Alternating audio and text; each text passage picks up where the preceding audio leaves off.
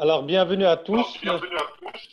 Les règles d'usage, je vais vous demander à tous de désactiver les écrans, les vidéos, pardon, et les micros, s'il vous plaît. Voilà, de façon à ce qu'on puisse donner la parole à Suzanne qui va pouvoir faire la présentation. Donc, voici, bienvenue pour notre deuxième webinaire, dont le titre est, je vous avais envoyé un courriel où le titre c'était chef de plateau. Finalement, bon, Suzanne a redéfini le titre, le juge en chef. Donc, bienvenue pour ce webinaire. On va fonctionner comme la fois dernière, c'est-à-dire que si vous avez des questions, il y a le chat, des questions, des interventions, des commentaires, il y a le chat. Puis si ça nécessite de prendre la parole, à ce moment-là, vous pouvez aussi, vous voyez, dans la bande en bas, réaction, vous pouvez lever la main. Et à ce moment-là, on vous laissera la parole. Donc, je vais laisser la parole à Suzanne pour la présentation. Donc, bonne rencontre à tous et à toutes. Merci Abou. Bonsoir tout le monde. Merci d'être là. Je suis quand même très surprise de voir que vous avez répondu en si grand nombre. La présentation de ce soir, c'est le juge en chef. Comme Abou vient de vous dire, c'était chef de plateau au départ, mais je voulais que ce soit quand même plus général que chef de plateau, je trouvais qu'avec chef de plateau, l'image, c'est que un chef en concours. Je pense que même si je suis plus quelqu'un de concours et qu'on reconnaît plus l'officiel de saut dans cette présentation-là, je pense qu'il y a quand même des éléments qui sont généraux, qui s'adaptent à tout le monde et à ceux de piste aussi. Ça serait quand même bien qu'il y ait d'autres rencontres Zoom qui pourraient préciser exactement le rôle au niveau de la piste ou vraiment au niveau des disciplines spécifiques, que ce soit dans les sauts ou les lancers. Donc, puis aussi, s'il y a des officiels de saut, de piste qui veulent préciser des choses à la fin, mais je vous invite à le faire. Ça serait encore plus riche comme présentation. Donc, pourquoi j'ai décidé de parler de juge en chef? Bon, c'est que tout d'abord, j'ai quand même eu la chance, depuis que je suis officielle, depuis que je suis dans le monde de l'athlétisme, d'occuper plusieurs chaises. Bon, j'ai déjà été athlète, oui, jadis, dans mon jeune temps. Je suis officielle depuis maintenant 39 ans. J'ai commencé, j'avais 6 ans. J'ai été membre de la commission des officiels, du coro. Je suis aussi une maman d'athlète, d'un athlète qui est athlète depuis 18 ans. J'ai été longtemps présidente d'un club de région, qui a dû travailler fort, qui travaille encore fort pour réussir à avoir des athlètes qui se démarquent et avoir un membership intéressant. Et j'ai mon père qui a été entraîneur pendant 50 ans et j'ai un frère qui est aussi entraîneur. Ce qui fait que j'ai quand même une vision globale de l'athlétisme au Québec. On a, avec mon frère, mon père, et c'est quand même des discussions très, très constructives.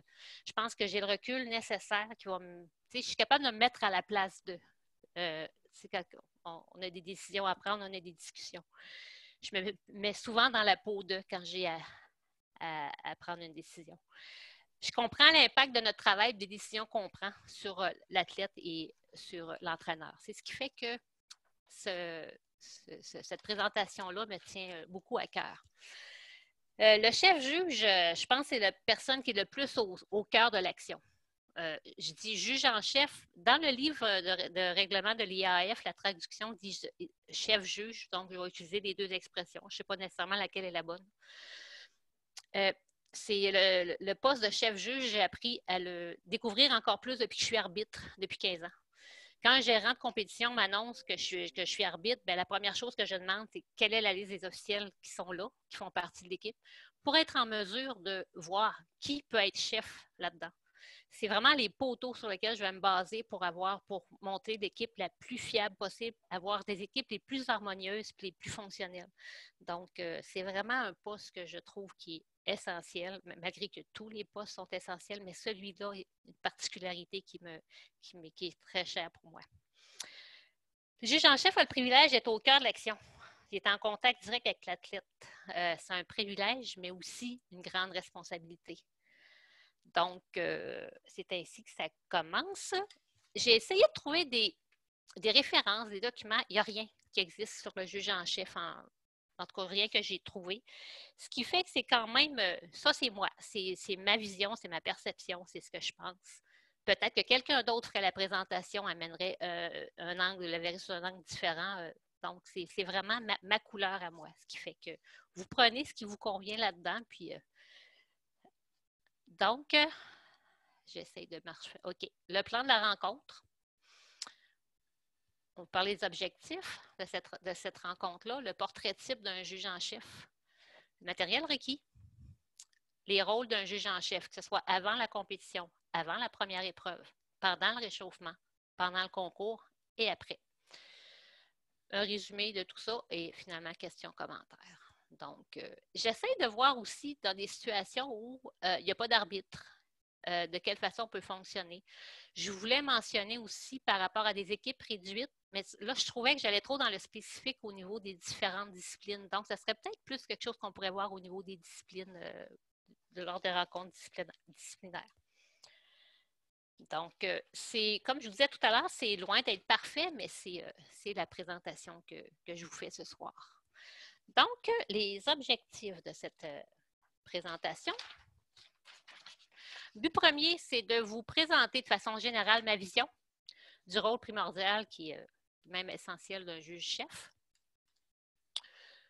Pour ceux d'entre vous qui ont déjà eu à occuper cette fonction, c'est un rappel, c'est une consolidation. Vous ne verrez rien de particulièrement nouveau.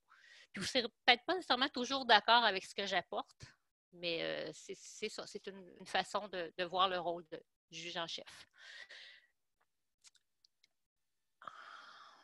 Puis pour vous qui êtes en cheminement vers un niveau 2 ou un 3, ben j'espère que ça va capter votre intérêt à poursuivre votre développement. Je veux vous rappeler que c'est un travail d'équipe.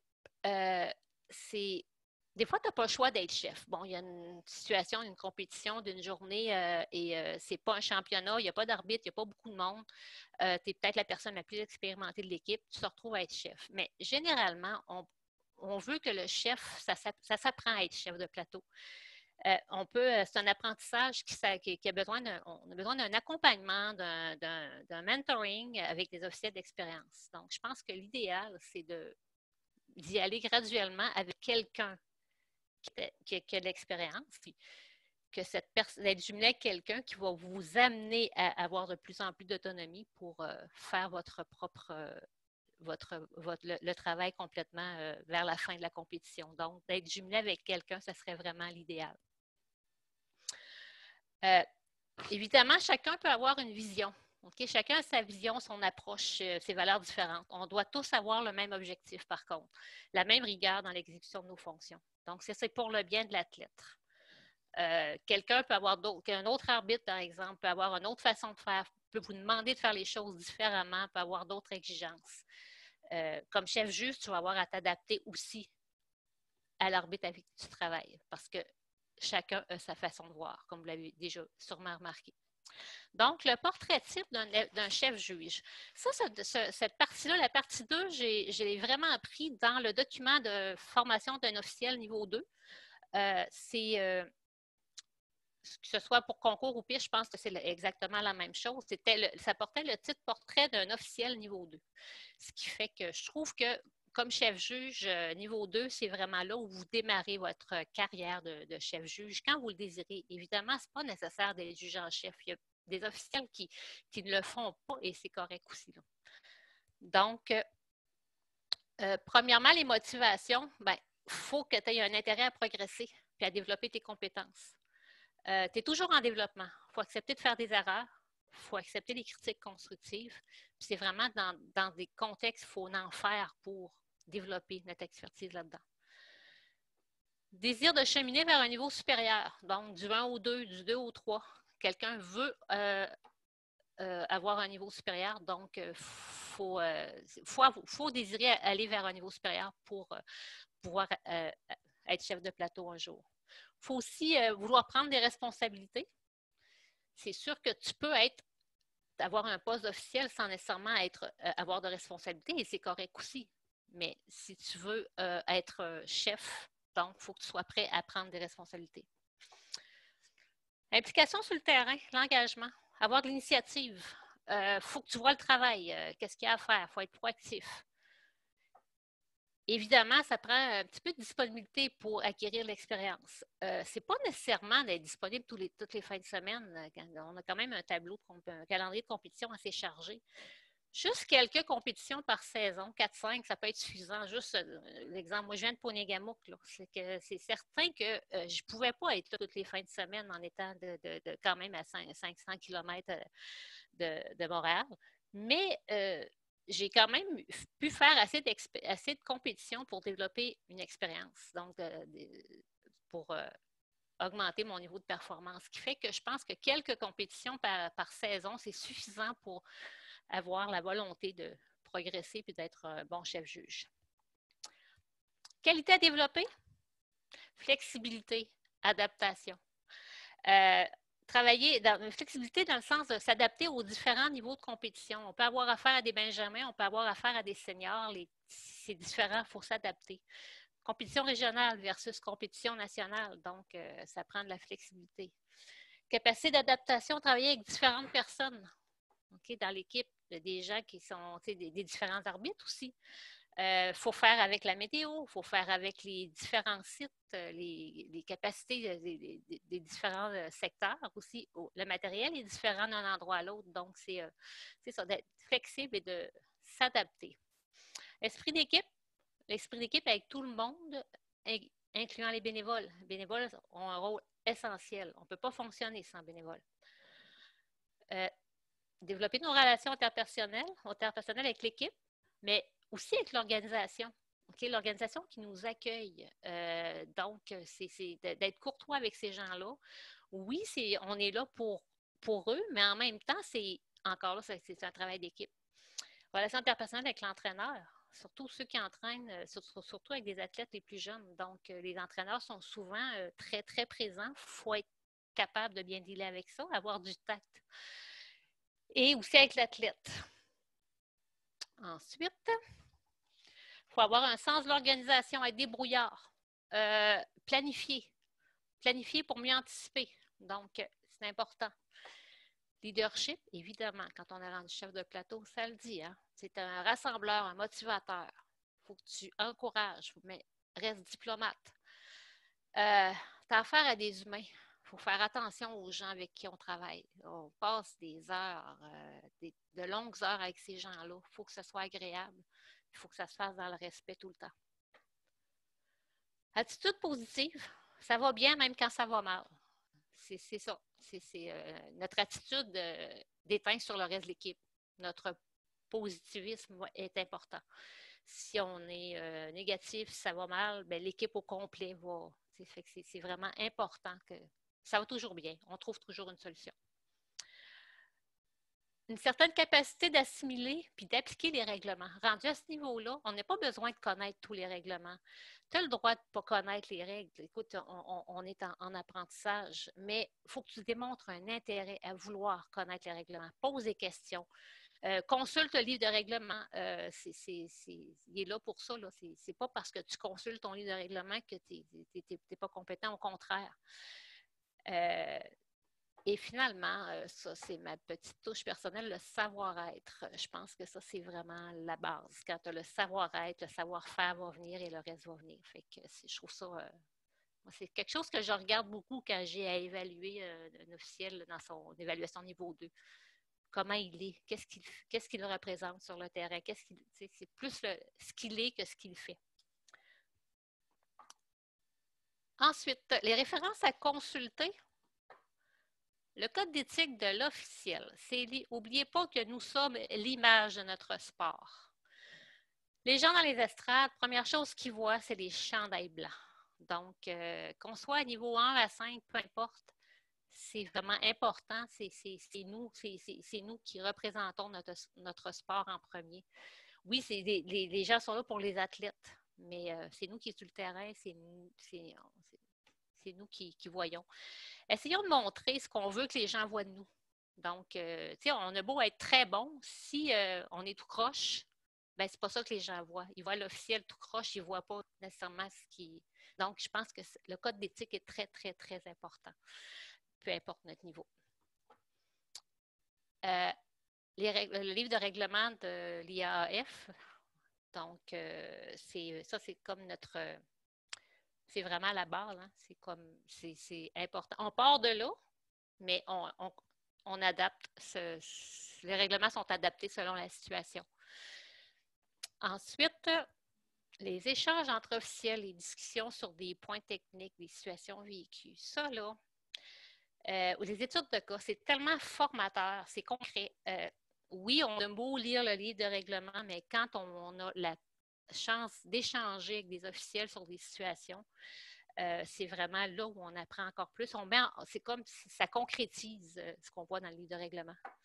C'est important de prendre des notes. Moi, il y a quelque chose à un moment donné que je vois, je prends des notes, puis à un moment donné, si j'ai personne à qui je peux le demander, je vais poser la question à un moment donné quand je verrai quelqu'un que je sais qui peut m'aider à répondre.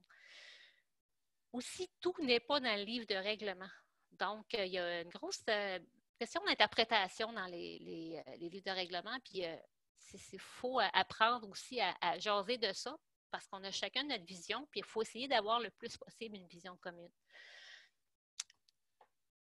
Matériel requis. Ça, là, c'est sûr que généralement, le matériel, là, il est fourni par l'organisation.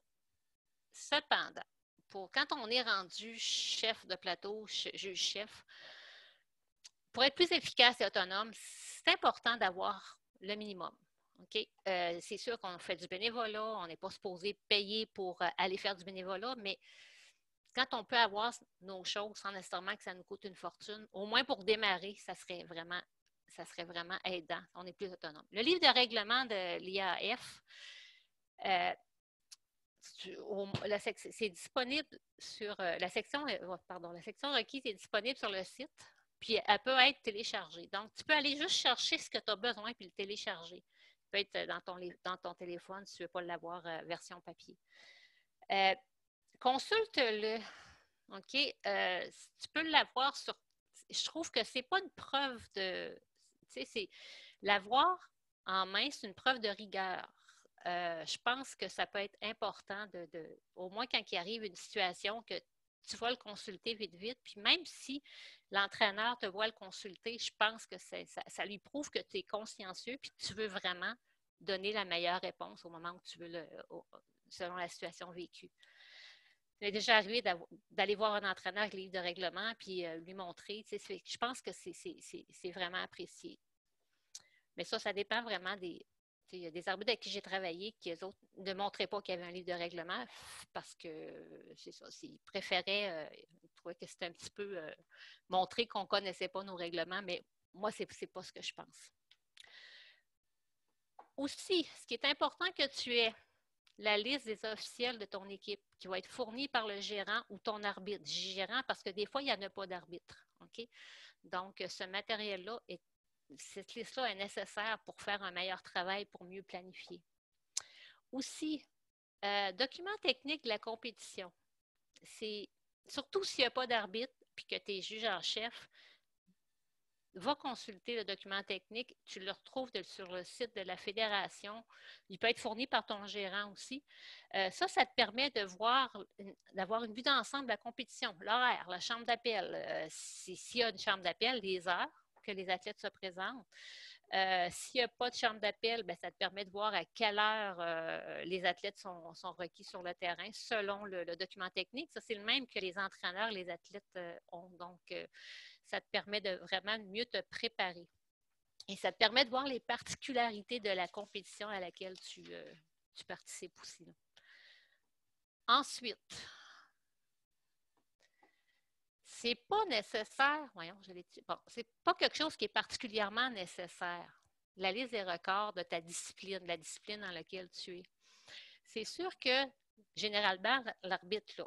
Mais s'il n'y a pas d'arbitre, c'est quand même intéressant que tu l'aies en main. Le record est souvent écrit sur les feuilles de terrain. Mais des fois, il ne l'est pas.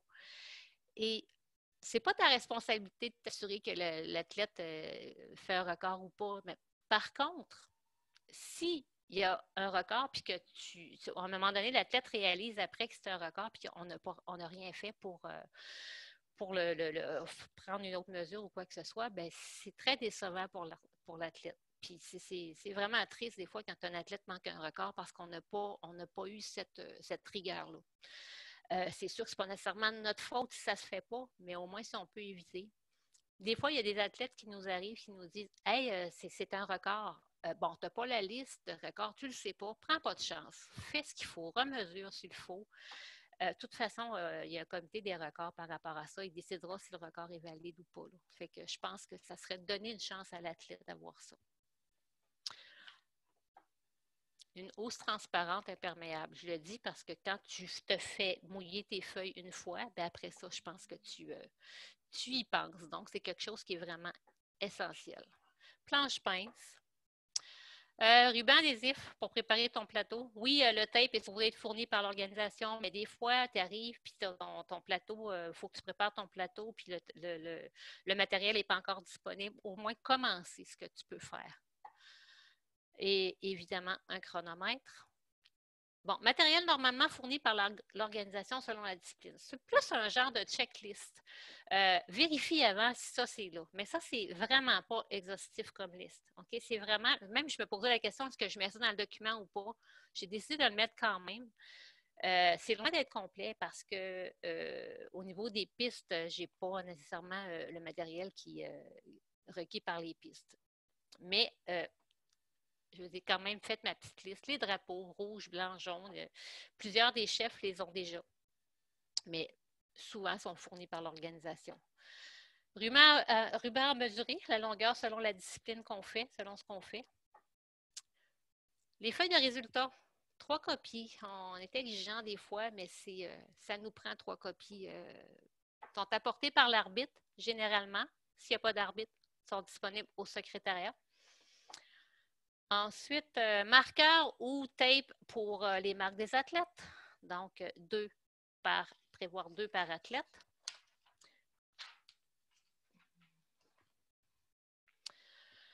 L'indicateur de l'orientation du vent. Dans le livre de règlement, il traduit ça il appelle ça le manche à air. Ça aide l'athlète surtout au niveau des concours pour savoir l'orientation du vent, la force du vent. Donc, souvent, ça va lui permettre de savoir quand est-ce qu'il va faire sa course ou son lancer ou son saut. Donc, n'oubliez pas qu'on est là aussi pour permettre à l'athlète de faire les meilleures performances possibles dans les conditions. Donc, c'est un petit détail qui peut aider.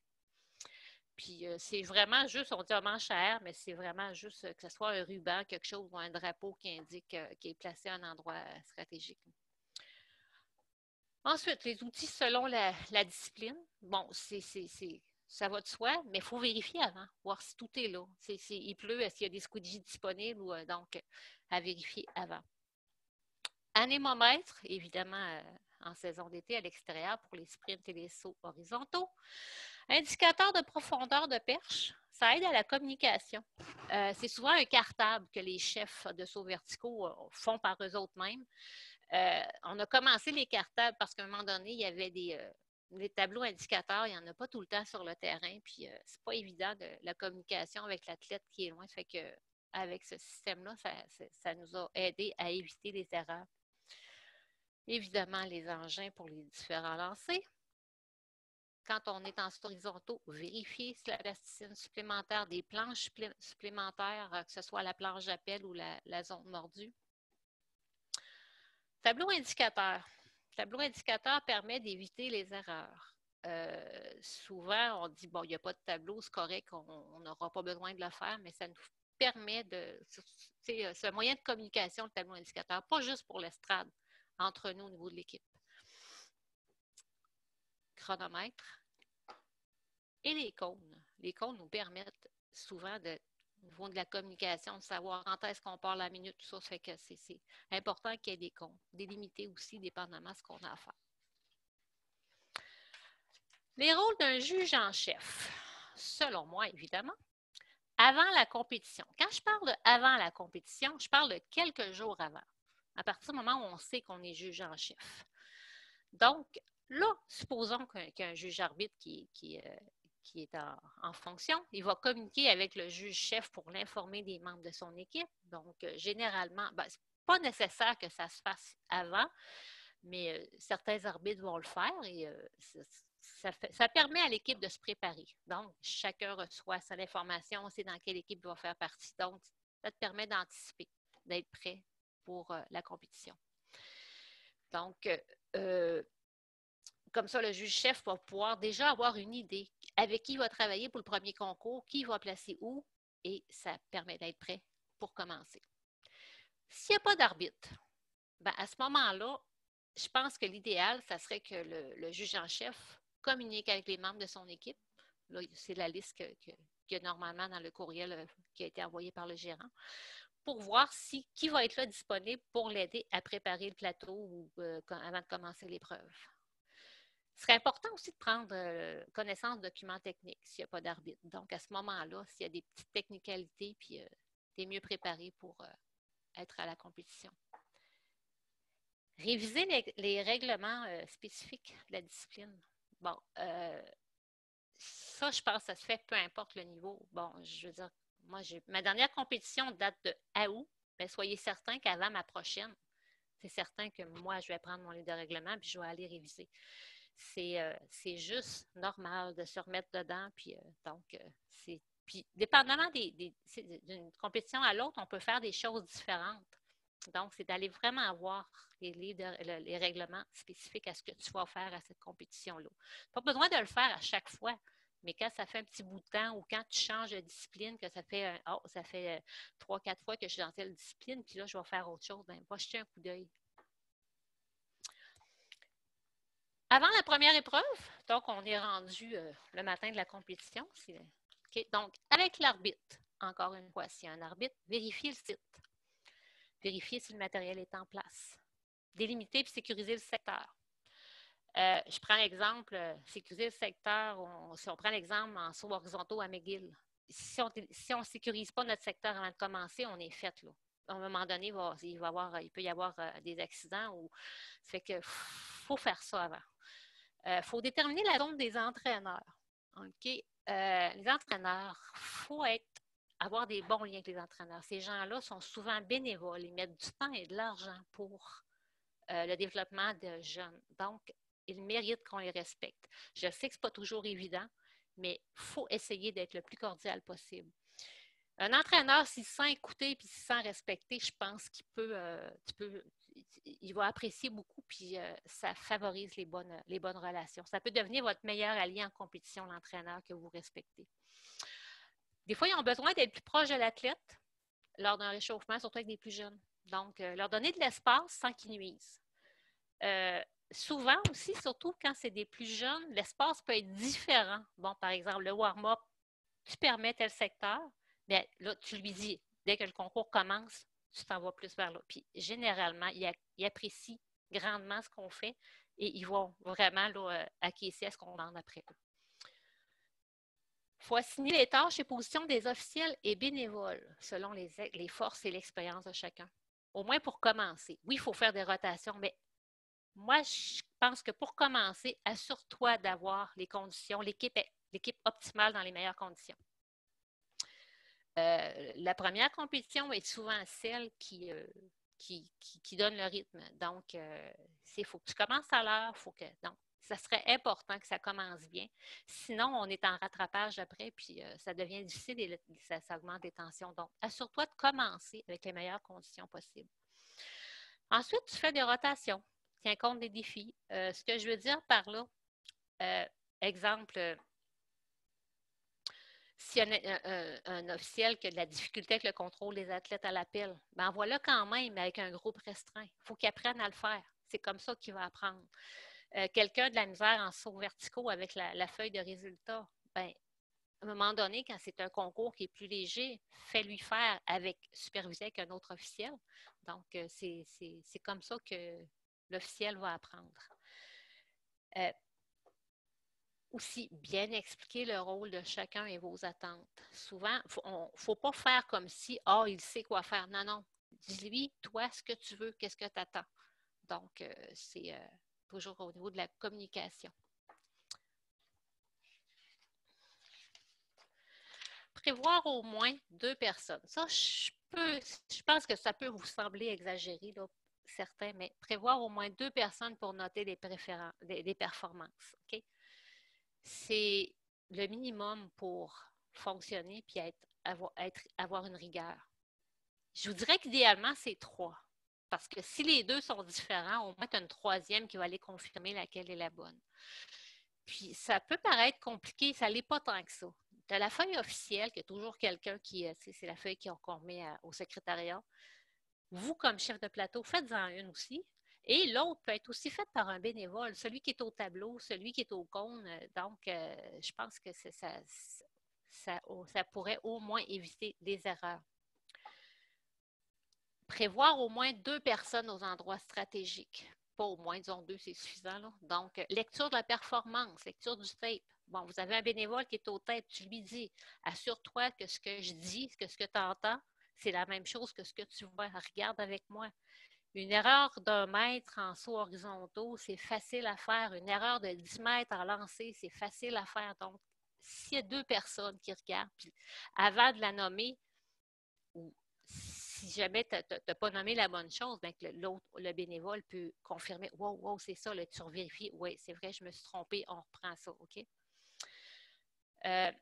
Ça peut être aussi au niveau de la planche, au niveau du plan vertical, planche, surtout quand il n'y a pas de plasticine, puis est-ce que c'est mordu ou pas? Donc, ça serait important qu'il y ait quelqu'un d'autre qui confirme avec toi. Si tu n'es pas sûr, un petit coup d'œil, vous regardez, OK, c'est bon, non, c'est pas bon, OK. Donc, au niveau du plan vertical, en lancer au niveau du cercle, la ligne au javelot, ça peut être un bénévole qui soutient ta décision, un genre de backup qui te permet qui permet de prendre les meilleures décisions. Il faut aussi être bienveillant avec ses coéquipiers, particulièrement les bénévoles. Les coéquipiers, oui, mais les bénévoles sont souvent de passage. Ça peut être potentiellement de futurs officiels. S'ils ont du plaisir, s'ils se sentent respectés, s'ils ont du fun, donne-leur une petite responsabilité aussi, supplémentaire. Là. À ce moment-là, ça va lui donner le goût d'être là, puis il va sentir, au niveau de son estime, ça va faire du bien, puis peut-être qu'il va avoir le goût de continuer avec nous. Vous êtes souvent des agents recruteurs sans le savoir. Votre attitude est très importante par rapport à ça. Il faut vous assurer de préparer. Ce n'est pas vous nécessairement qui va les préparer, mais assurez-vous que quelqu'un prépare les marques des athlètes avant qu'ils arrivent. S'ils arrivent, à un moment donné, il est tard un peu. Là. Donc, ensuite, nomme un officiel responsable de gérer le réchauffement. OK, toi, tu mènes le réchauffement parce que c'est question de sécurité puis question que ça roule. Qu'on sente qu'on est en contrôle et que c'est pas... donc, ça peut être celui qui est assigné à l'appel des athlètes, par exemple. Et à ce moment-là aussi, là, les athlètes ne sont pas encore arrivés. Regarde tes bénévoles, il en manque. OK, va le dire à l'arbitre. Ou il y a souvent un responsable des bénévoles ou le club organisateur. Donc, mentionne, là, il manque des bénévoles, ça ne marche pas. Là. Et souvent, à la dernière minute, on peut en demander parmi les spectateurs qui sont là. Mais idéalement, il faudrait que l'organisation les fournisse.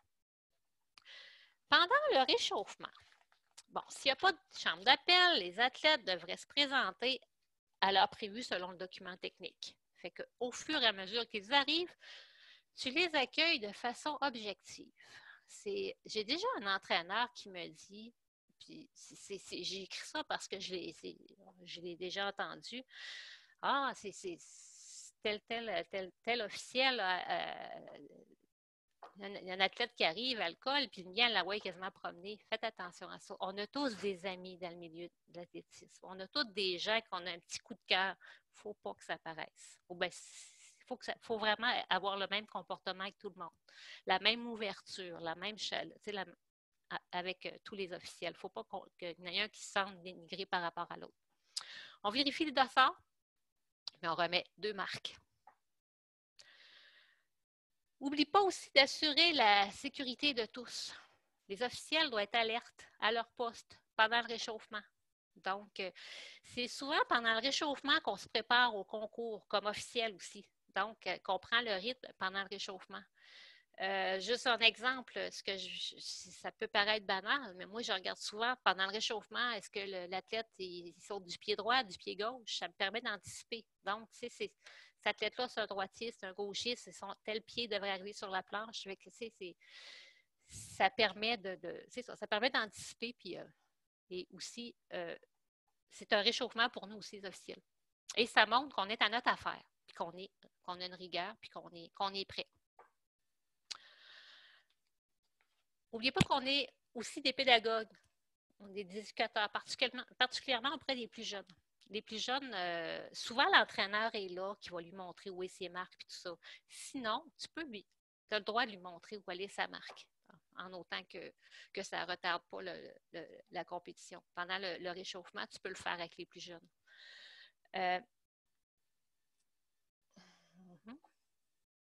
5 minutes avant le début du concours, on ferme le site, on le prépare. Un petit briefing aux athlètes. Rappel des règles en tenant compte du niveau de compétition. C'est sûr que le briefing avec des benjamins n'est pas nécessairement le même qu'avec les seniors. Malgré qu'avec les seniors, il faut quand même leur dire ce qu'il y en est. Expliquer clairement le fonctionnement si un athlète a une autre épreuve en même temps. Ça, ce n'est pas souvent clair et souvent les jeunes ne le savent pas. Donc, il faut leur dire que peut changer de position dans la liste. On peut l'appeler le dernier s'il a besoin d'aller à une autre épreuve. Okay? Mais lui expliquer que s'il n'arrive pas, on est rendu du dernier tour, on part le chronomètre 1 minute, ensuite on passe à l'autre tour. Donc, le concours commence.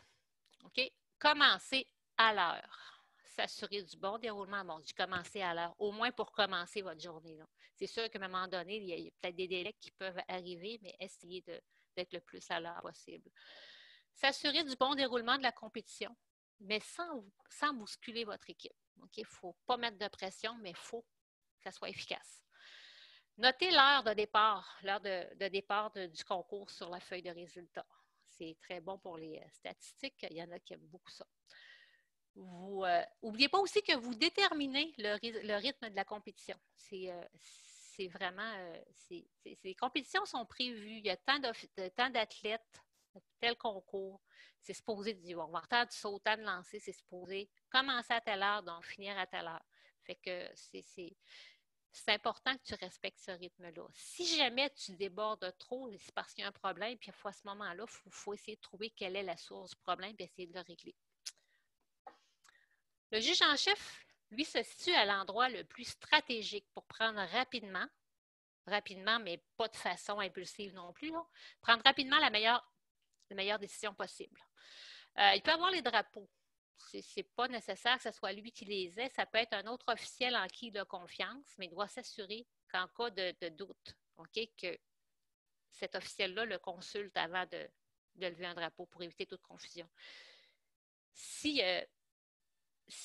n'est pas certain d'un officiel, à ce moment-là, il est mieux de le prendre lui-même. Parce qu'à un moment donné, un officiel qui lève un drapeau blanc, puis non, c'était faute, ça fait qu'il faut vraiment s'assurer que la personne qui a les drapeaux, c'est quelqu'un en qui tu as confiance, puis que ce ne sera pas un lève-drapeau pour le fun. Donc, aussi, pendant le concours, être proactif, être attentif aux besoins des athlètes et de son équipe. Ce qui est important aussi, c'est quelque chose, on n'a pas tout le temps de le faire, mais si ça roule bien et qu'on a le temps, prends des notes. Par exemple, il y a un athlète qui part faire pour une course. Écris l'heure à laquelle il part.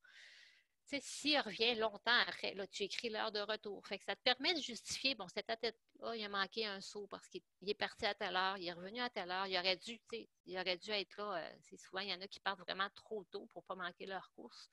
Donc, je pense que ça évite à ce moment-là d'avoir la responsabilité du fait que l'athlète ait manqué un saut. Restez concentré, éviter les distractions. OK? C'est important, surtout comme chef. Valider les feuilles de résultats après chaque tour. C'est un petit 20 secondes qui peut sauver bien des problèmes. Donc, on se vérifie tous les 3 feuilles. On vérifie, on a la même chose. OK, c'est beau, on continue. Prochain tour. S'il y a litige, s'il y a quelque chose qui... Donc, référez ça à l'arbitre. Vous n'avez pas nécessairement la responsabilité de ça. C'est vraiment à l'arbitre de régler ça.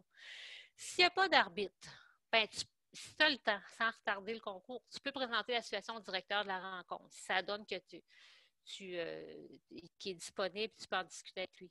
Mais il ne faut pas retarder le concours. Tu peux prendre aussi la décision qui te semble la plus juste. Tu as le droit de te faire confiance là-dedans. En cas de doute, disons que c'est en lancer ou en saut, tu peux mesurer la performance, la noter, puis mentionner qu'elle est sous condition, puis que le directeur de la rencontre décidera. De ne pas avoir la pression de prendre la décision tout le temps. Important, il y a seulement que l'arbitre qui a le droit de disqualifier, que l'autorité disqualifie un athlète. Donc, ça, c'est s'il n'y a pas d'arbitre, à ce moment-là, tu peux le référer au directeur de la rencontre. Après le concours, écrire l'heure de la fin des preuves sur la feuille de résultats. Donc, ça permet justement au secrétariat, au niveau des statistiques, de voir si tout est correct, puis si tout est rentré dans le temps. Puis s'il y a un délai, ben, on peut peut-être voir aussi d'après le nombre de sauts et d'après qu'est-ce qui a causé ce délai-là. Et si tu as pris des notes, on peut comprendre qu'est-ce qui a pris ce délai-là aussi. Là. Pendant la compilation des résultats, assure-toi de faire enlever les marques puis préparer. On peut même dire à quelqu'un, hey, prochain concours, il y a tant d'athlètes, prépare les marques. Parce que de toute façon, le temps de compiler les résultats, tu as des gens qui peuvent se retrouver à avoir le temps de le faire. Vérifier les feuilles de performance, les signer, les remettre à l'arbitre. Puis s'il n'y a pas d'arbitre, ben, apporte la version originale au secrétariat. Garde une copie. C'est des feuilles de résultats qui se perdent dans le feu de l'action. Ça arrive. Donc, si tu as une copie en backup, à un moment donné, le responsable de la compétition t'envoie un message. Hey, il me manque, au moins tu peux lui envoyer une autre copie. Tu peux prendre en photo aussi. Et ce qui est important, remercier, féliciter ton équipe, demander des commentaires. Quels sont les points forts? Quels sont les points à améliorer? Est-ce qu'on fait une rotation au niveau des rôles? Aussi, le chef juge du prochain concours. Je mentionne du prochain concours parce que ce n'est pas nécessairement le même. Okay? Donc, celui qui va avoir le prochain équipe informe son équipe à quelle heure il va avoir les officiels et les bénévoles. Après la compétition, juste peut-être partager vos commentaires constructifs à l'arbitre, au gérant ou au directeur de rencontre. Ça permet d'améliorer. Et les directeurs, les organisateurs de compétition écoutent ce qu'on a à leur dire. Et ça améliore tout le temps. Ça permet de faire mieux la prochaine fois, puis ça permet tout simplement à notre sport d'évoluer, de progresser. En résumé, donc, le rôle d'un chef-juge est, à mon avis, un des plus importants lors d'une compétition. C'est une fonction accessible à tous ceux qui sont soucieux du développement de nos athlètes.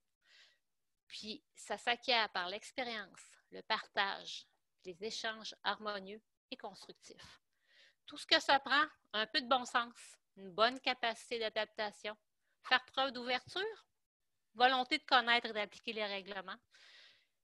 Voilà les éléments qui feront de vous un excellent juge en chef. Puis n'hésitez pas, parce que nos athlètes ont besoin de vous.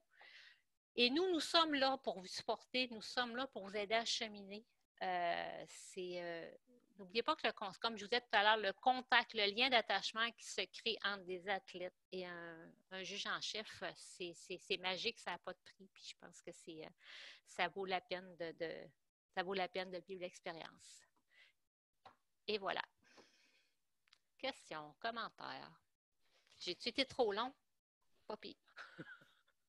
Non, c'était super. Merci beaucoup, Suzanne. C'était très bien présenté, très bien expliqué. Est-ce qu'il y a des questions, des commentaires, des réactions? Je n'ai pas vu de questions sur le chat. Ah, il y en a peut-être. Donc, Pritam qui dit super. Est-ce qu'il y a des commentaires, des ajouts, parce que Suzanne disait, il y a peut-être des choses que certains officiels pourraient ne pas être d'accord éventuellement. Donc, on est là pour, pour apprendre tous. Moi, j'aurais une question, moi, à vous. C'est Sylvain? Oui. Oui. Moi, je voudrais savoir, des fois, on disait tantôt dans la présentation, les documents techniques, des fois, on peut les avoir sur Internet ou tout ça, mais s'il n'y en a pas, vu qu'il y a la plupart des officiels qui n'ont pas d'imprimante, et on aimerait avoir quand même le document, comment on pourrait procéder pour ça? Je pense qu'il peut être téléchargé à bout. Parce qu'on le retrouve généralement, le document technique, dans calendrier et tu vas voir la date de la compétition et tu as le lien qui te permet d'avoir accès. Est-ce que c'est un document qui peut être téléchargé sur un téléphone, quelque chose? Oui. OK. Oui. Oui. Bah, éventuellement, si vous êtes juge en chef et puis que vous savez que vous ne pourrez pas l'imprimer, éventuellement peut-être communiquer avec l'organisateur pour qu'il puisse vous en faire une copie sur place, que vous l'aurez sur place éventuellement. OK, c'est bien. Parce que ça, parce que, tu sais, il y a des fois, c'est pas tout le monde, comme je disais tantôt, ça, ils n'ont pas une imprimante, tout ça, tu sais, puis, ou même chose pour les horaires, ou même chose pour des, tu sais, parce que des fois, on voit quand Cécile nous envoie l'information, tu sais, on a la liste avec les officiels avec qui on travaille, tout ça, mais des fois, on ne peut pas toujours l'imprimer, donc c'est ça qu'on se demandait, si des fois, il y a possibilité, tu sais, que soit le chef juge ou peu importe pourrait faire une imprimée des feuilles pour les officiels. C'était ça ma question. Mais excellente idée, excellente idée. On pense de fournir l'horaire, on pense de vous fournir aussi la liste des équipes, mais ça pourrait être une idée aussi de vous fournir à chacun le document technique. Je parle comme arbitre, là. Ça serait une excellente idée, oui. Et en même temps, ce que tu parlais aussi, Suzanne, tu parlais aussi de la liste des records. C'est vrai que ce serait une bonne idée, oui, aussi, Oui. parce qu'on peut la consulter via soit le site de la Fédé ou le site de l'IAF, mais ce serait une bonne idée aussi également de l'inclure dans les feuilles là, avec le document technique. Excellent, oui. Super. L'idéal, ce serait que les records soient écrits sur les listes de départ. Ah, ben oui, ça c'est vrai.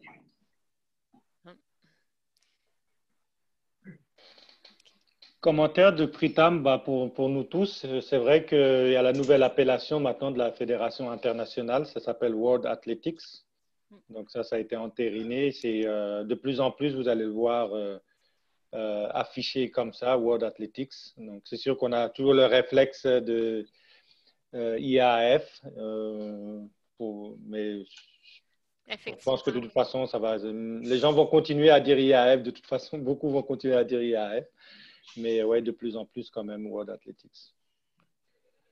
Qu'est-ce que j'ai? Donc, plusieurs commentaires, belle présentation. Marie-Karine qui demandait s'il y a une copie. Oui, je vais vous envoyer une copie de la présentation après la rencontre et je vous enverrai aussi d'ici 48 heures, une copie de l'enregistrement. Donc, si vous voulez revisionner, revoir, vous l'aurez également.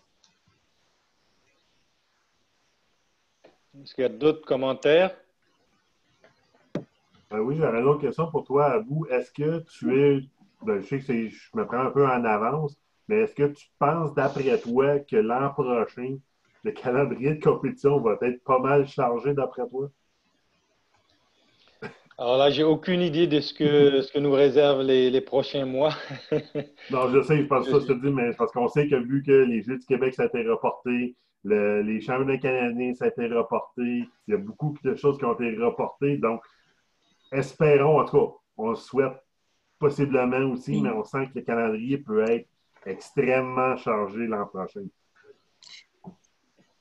Effectivement, c'est sûr qu'avec les reports de plusieurs compétitions, on s'attend en tout cas à vivre une prochaine saison estivale bien chargée. Mais comme je dis, bon, pour le moment, on vit un peu au jour le jour. C'est des impondérables. Exactement. Mais c'est vrai que oui, ça va être, si c'est ce qu'on pense vraiment, le calendrier, d'après moi, sera extrêmement bien chargé. C'est ce que je pense. Mais non, tiens, on peut apprécier la fois, de toute façon. Est-ce qu'il y a d'autres commentaires, des questions, des commentaires? En tout cas, moi, j'ai trouvé ça très bien, et puis beaucoup l'ont dit aussi, Suzanne, vraiment. Moi, je ne suis pas officiel, donc j'ai appris des choses quand même. Donc, mais comme je vous dis, moi, quelqu'un d'autre l'aurait fait, il y aurait eu des choses différentes. On dit, puis, comme je te disais, il n'y a rien d'écrit là-dessus officiellement. Ben, je pense pas, je n'ai pas trouvé. Ça serait peut-être le temps de monter quelque chose qui pourrait être disponible, un document qui serait disponible, donc, et demander à des gens de lancer et de pistes de valider tout ça, que ça serait un document commun. Ça pourrait être possible de le faire comme ça. Là, c'est sûr que la version que vous allez recevoir, c'est ce que j'ai fait ce soir. Donc, c'est vraiment ma version. Puis, je l'assume, là, mais c'est possible que c'est pas complet. Là. Il y a des choses qui auraient pu être ajoutées à ce document-là. J'aime beaucoup l'idée de produire un guide qui va servir à... parce que tu le disais, là, que le rôle de chef-juge, c'est... Beaucoup pourraient, qui ne le font pas actuellement, mais pourraient le devenir. Donc, c'est sûr qu'avec un support comme ça va beaucoup sécuriser, au moins pour les premières fois, ceux qui n'ont pas encore cette expérience-là. Donc, je trouve ça vraiment très utile. Et si on peut avoir vraiment la contribution de différents groupes d'épreuves, en tout cas, saut, lancer et pistes, ce serait vraiment une bonne chose, je pense. Soit le faire général ou par discipline. Ça peut être ça aussi. Par discipline, il serait plus spécifique. Donc, ça serait intéressant de faire ça.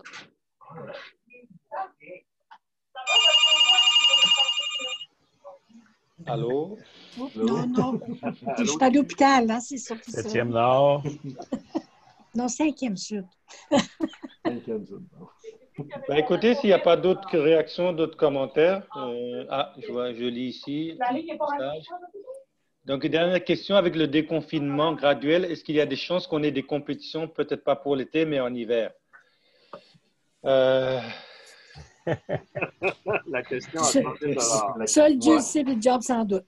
Exactement. Voilà. Parce que même à 17h, il y avait un webinaire que Marc a donné pour les responsables de club, avec notamment dans le souhait de la fédération, mais ça c'est un vœu pieux, qui est au moins quelques compétitions cet été, peut-être en fin de saison, peut-être décaler un peu la saison, mais comme je dis, ça reste pour le moment un vœu pieux. Là. Dans la situation actuelle, c'est sûr que ce ne serait pas envisageable, mais si la situation s'améliore très vite dans les prochaines semaines, pourquoi pas peut-être des compétitions régionales, locales à voir. Là, pour le moment, on peut vraiment pas prédire ce que nous réservent les prochaines semaines. C'est juste une petite dernière question à vous, juste pour remettre en situation clairement. Lorsque Suzanne parlait des zones spécifiques des entraîneurs, ça, est-ce que ce règlement-là, c'est seulement pour des compétitions au niveau national, canadien et plus haut que ça? Ou ça peut être également au niveau québécois aussi? Adaptation, flexibilité, dépendamment. Okay. Ça. Le vin, on doit les faire aux compétitions à McGill. Ensuite, c'est partout. On les fait à toutes les compétitions. Il suffit d'adapter la zone suivant la nature de la compétition. Non, c'est parce que c'est juste pour qu'on soit vraiment précis, parce que, tu sais, des fois, on l'entend souvent, ils disent, il y a des compétitions qui a des zones d'entraîneurs, il y a des places qu'il n'y en a pas. Donc, c'est juste vraiment pour être vraiment construit sur la même longueur d'onde, de dire, OK, il y a vraiment une zone. Parce que je sais qu'au Canadien, on l'a fait, ça, je pense que c'est l'année passée ou il y a quelques années, on l'a fait, ça, cette zone-là. Mais on sait que ce n'est pas à toutes les compétitions, donc est-ce qu'on pourrait faire un genre de règlement qui pourrait dire, bon, ben compétition nationale, canadien, etc., il y a vraiment une zone, puis aux Québécois, ben, on s'adapte en conséquence. C'est juste ça, je veux être certain. Oh, non. Au Canadien, c'est toujours là. À tous les autres, on s'organise le mieux qu'on peut faire. Gros bon sens. Moi, je pense qu'il faut prendre vraiment ce que Suzanne a dit, c'est essayer de mettre les athlètes avec les entraîneurs, bien sûr, dans les meilleures conditions possibles. Moi, ma philosophie, c'est de dire, tant que c'est possible et que ça ne nuit pas à la compétition, on le fait. Mais il faut que les entraîneurs aussi comprennent que parfois, ce n'est pas possible d'être fait, et puis qu'ils le comprennent aussi. Ce n'est pas parce que si l'officiel ou les officiels disent on peut pas, ou l'organisateur, il n'y a pas de zone prévue parce que l'espace n'existe pas. Il ne faut pas que les entraîneurs le prennent personnel en pensant que l'organisateur n'a pas voulu ou les officiels n'ont pas voulu. Je ne pense pas qu'il y a aucun officiel qui veuille ne pas mettre les athlètes ou les entraîneurs dans les meilleures dispositions, sinon je pense qu'ils ne seraient pas officiels. Et donc, c'est ça qui vraiment, c'est comme dit Cécile, là, c'est vraiment le gros bon sens qui va primer, en fait. Et puis, il faut faire preuve de pédagogie aussi, c'est-à-dire qu'il faut expliquer les choses aussi. Ce n'est pas un non catégorique et puis non, bonsoir. Non, il faut expliquer aussi pourquoi quand c'est pas possible, pourquoi c'est pas possible. Et je pense que les gens sont. Et les entraîneurs comprennent très bien quand on leur explique. Oui. Exactement. Quand on a d'esprit. Un petit détail que je n'ai pas mentionné, je m'étais mis une note, c'est que pendant le réchauffement aussi, n'oubliez pas que l'entraîneur a besoin de voir l'athlète. Que ce soit un Canadien, aux Canadiens sont souvent loin, les entraîneurs. Pensez à garder une zone pour qu'ils puissent voir leur athlète en mouvement. Par exemple, le plan vertical en hauteur ou à la perche, la planche. Si on met des chaises là, que l'entraîneur est des estrades, c'est un petit peu frustrant, là. On ne pense pas tout le temps à ça. Ce n'est pas pour mal faire, mais c'est important que l'entraîneur puisse voir l'athlète pendant son réchauffement, que ce soit dans le cercle, pendant les lancers. Donc, au moins qu'il n'y ait pas de rien qui interfère dans son champ de vision. Donc, ça fait que ça évite bien des frustrations, ça aussi. Mm-hmm.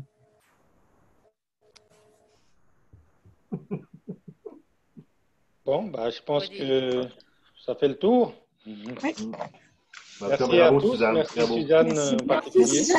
Merci. Merci Suzanne. Bonjour à tout le monde. Puis je vous dis à une prochaine rencontre. Merci. Bonne soirée à tous. Salut, gang. Ça fait à vous autres. Merci Suzanne, bye. Bye. Merci d'être là.